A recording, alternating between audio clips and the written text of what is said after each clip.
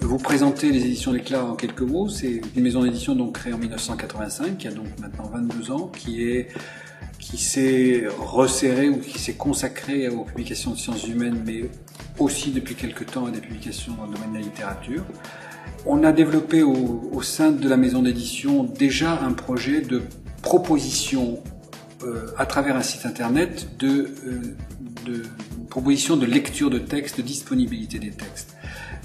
Et quand le projet Google s'est mis en place, j'ai trouvé véritablement une sorte d'effet miroir par rapport à ce que nous développions depuis 2000.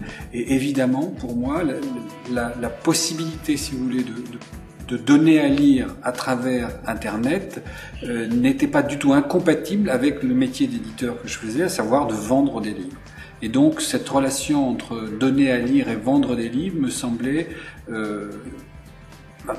une des pistes actuellement les plus intéressantes et les plus importantes pour le renouvellement du métier d'éditeur.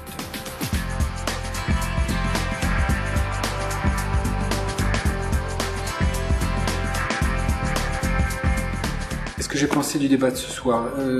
Moi, je pense que c'était intéressant. Enfin, j'ai vu un public qui était relativement attentif et questionneur.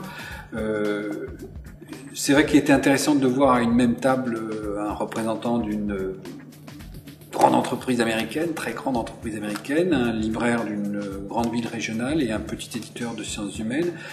Que c'est vraiment une des questions les plus importantes aujourd'hui dans l'histoire de l'avenir du livre, de l'avenir de la librairie et de la diffusion des savoirs. C'est la continuité d'une histoire.